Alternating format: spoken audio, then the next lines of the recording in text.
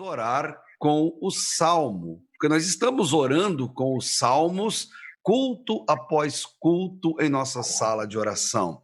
E hoje convido você, se você já não o fez, a ter a sua Bíblia aí aberta no Salmo de número 23, porque esse salmo tem uma mensagem muito especial.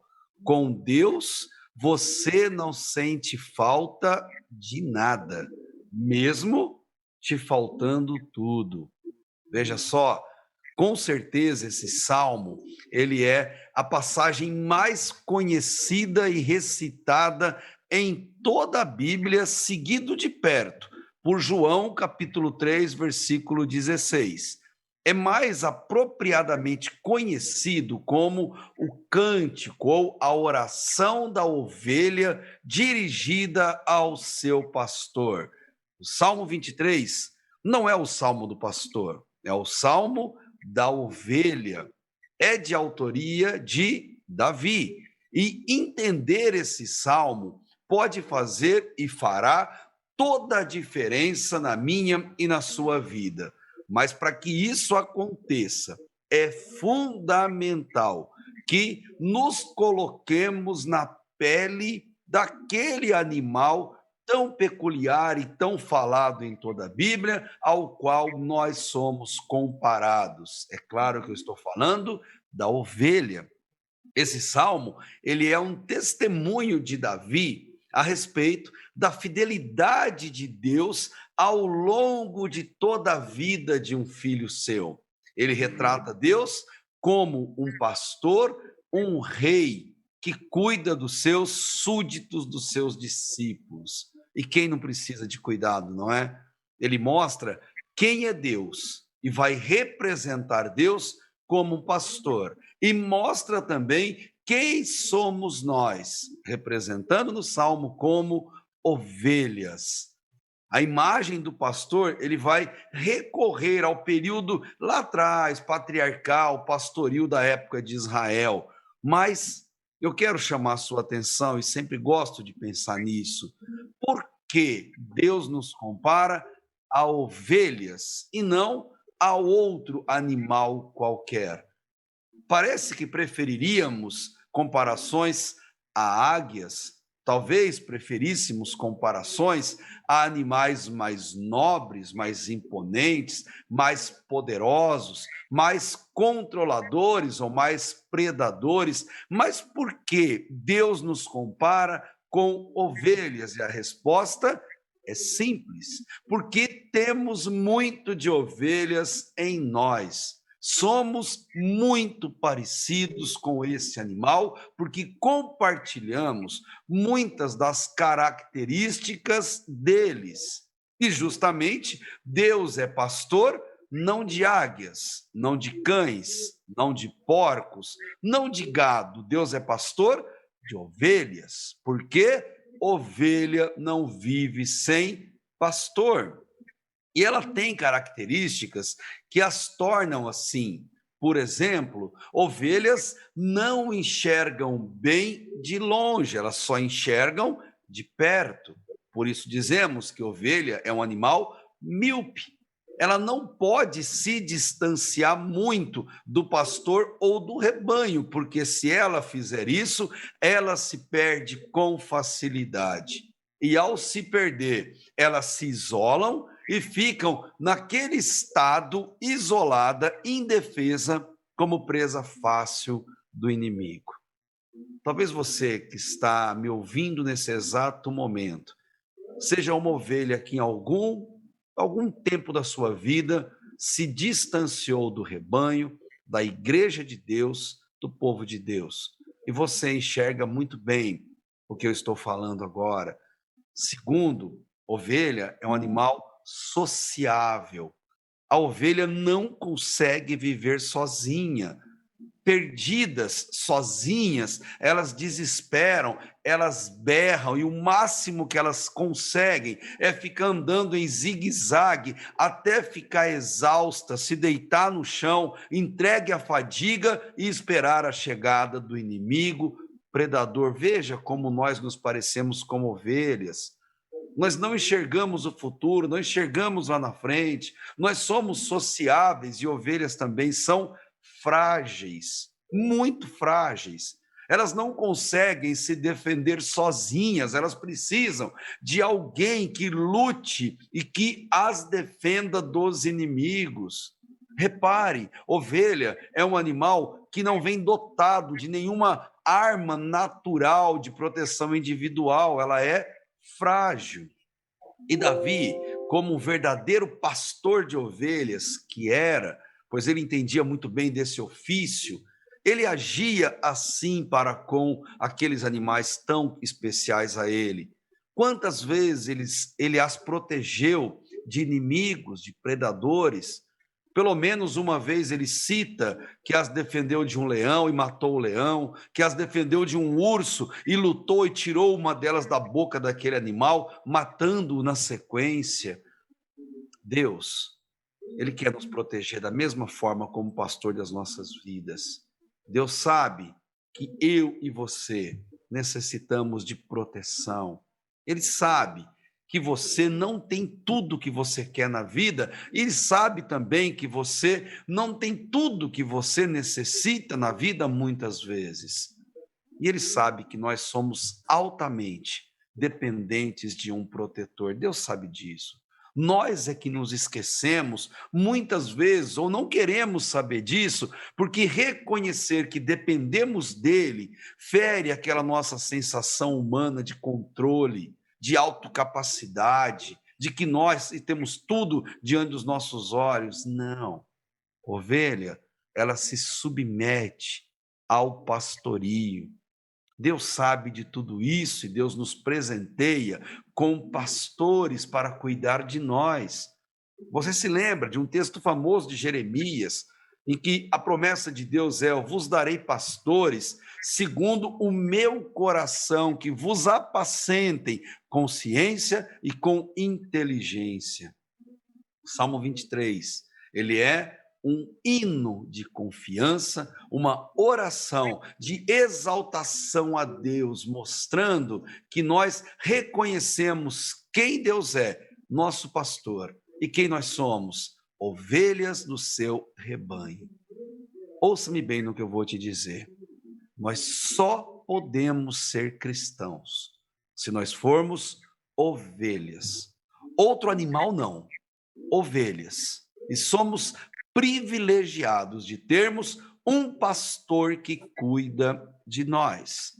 Peterson, que é o compositor do hino do HCC 185, ele reconheceu isso de um jeito tão bonito e declarou em poucas palavras o que ele pensa de Deus. E ele diz: meu bom pastor, sabias que me perdi. Meu bom pastor, querias-me junto ou perto de ti. Buscaste-me e achaste-me. Levaste-me salvo ao teu lar. Do teu amor, meu bom pastor, jamais poderei me afastar. E ele termina essa poesia que virou hino. Meu bom pastor, guia, Senhor e Rei. Meu bom pastor, para sempre ao teu lado estarei. Ele sabe que não há lugar melhor do que ao lado de Deus. É certo, absolutamente certo, que nós dependemos de Deus para tudo em nossa vida. E, queridos, quando nós ou pessoas que amamos não reconhecem isso, é porque estão doentes, cegos pelo orgulho, achando-se autossuficiente. Mas, graças a Deus, os salmos são remédios para a nossa alma. E um dos propósitos dele é curar-nos desse mal e nos ensinar a depender de Deus, nosso supremo pastor. Como Davi, coloque-se na pele de uma ovelha, olhe para o seu pastor e diga do fundo do seu coração o que está no verso 1. O Senhor é o meu pastor e nada me faltará. A ovelha vive, tem o dever de olhar para o seu pastor fixamente. Onde ele for, ela vai, onde ele para, ela para. Quando ele se deita, ela deita, porque a ovelha é míope, nós não enxergamos bem, então devemos fixar nossos olhos em alguém, no caso aqui, em Deus, em Jesus. No original hebraico, quando que essa oração foi escrita, Davi está dizendo algo um pouquinho diferente do português. Ele está dizendo: o Senhor é o meu pastor e ele não me faltará. Davi está dizendo que Deus não lhe faltaria jamais. Queridos, se você viver a sua vida olhando fixamente para Jesus, o seu pastor, de nada você vai sentir falta na vida, ainda que você tenha falta de algumas coisas, porque ter falta de coisas na vida é normal e devemos viver olhando. A Bíblia ordena em outros textos a olharmos fixamente, firmemente para Jesus, porque não é só o doador da fé, ele é o autor e o consumador dela. Paulo, ele vai dizer, comparando a nossa vida a uma grande corrida, que a gente deve prosseguir para o alvo, deixando para trás as coisas que para trás ficaram, pois só assim avançaremos adiante. Vida de ovelha não é uma olhada só, é manter o olhar fixo em Deus, nosso pastor, nosso supremo pastor.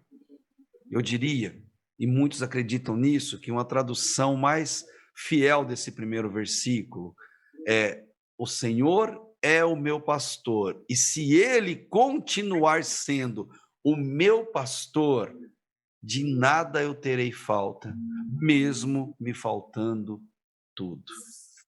E a pergunta é: do que você tem falta no reino de Deus? Ou melhor, o que você sente falta na vida? Ter falta e sentir falta são duas coisas bem diferentes.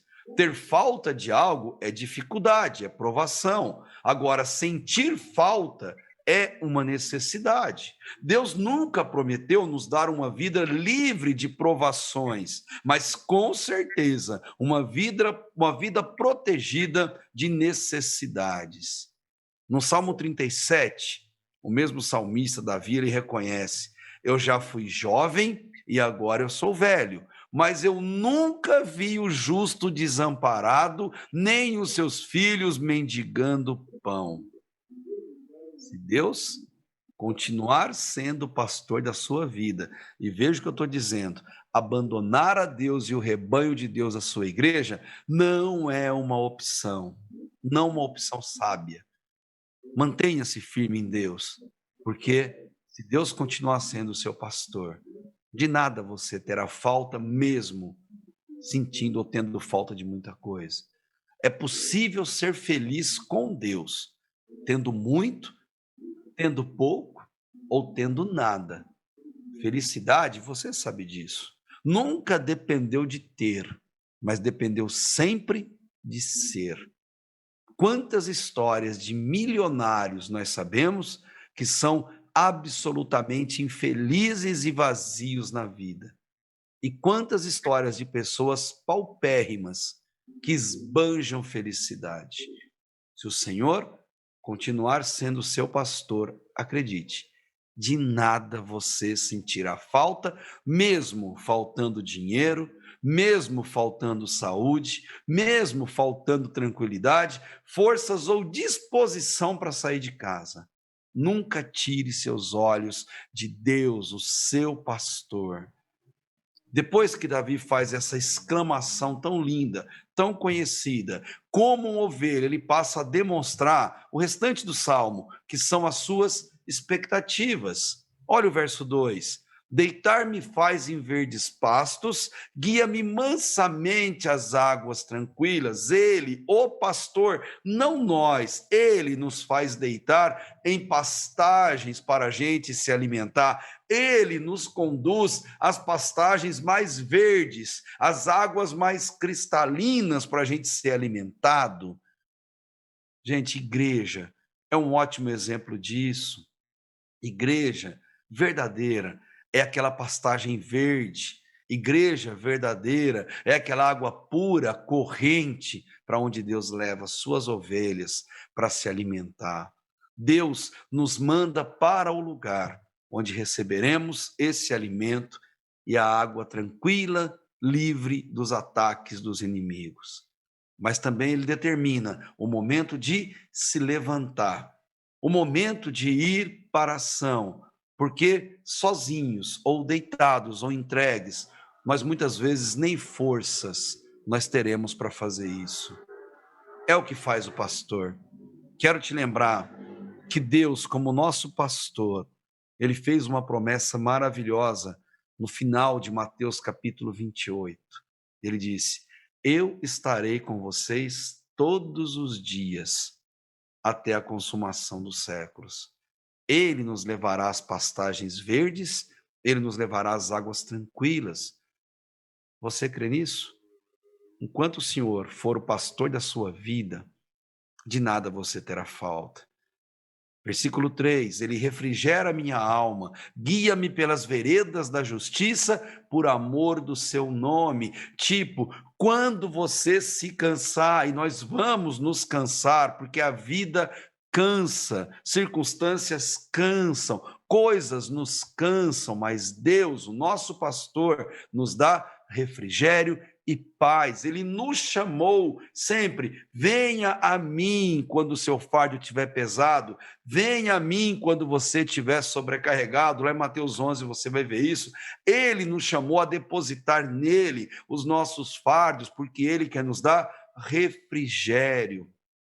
Se você tiver uma vida de piedade, ele vai te guiar pessoalmente pela vereda, e vereda é aquele caminho estreito, aquele caminho único onde Deus faz a justiça, não porque merecemos, mas apesar de cada um de nós. Deixe-me te perguntar, você precisa de refrigério? Sua alma está quente, sobrecarregada nesse exato momento?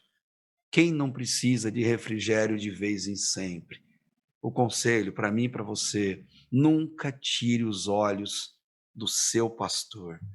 Versículo 4. Ainda que eu andasse, ou que eu ande pelo vale da sombra da morte, eu não temeria mal algum, porque tu estás comigo.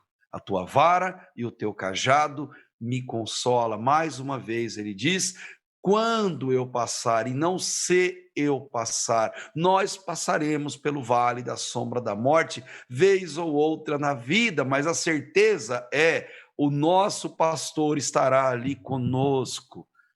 Aqui ele está dando a ideia de um ambiente perigoso, de um ambiente real, de um ambiente ameaçador por onde as ovelhas tinham que passar.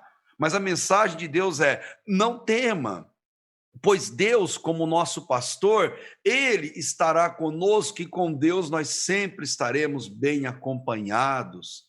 É claro, evite o perigo, evite circunstâncias perigosas, tenha discernimento, seja astuto como a serpente, por exemplo, faça seguro, tenha cachorro, ande acompanhado na rua, busque tratamento médico, mas nunca, nunca tire Deus do seu maior guarda-costas.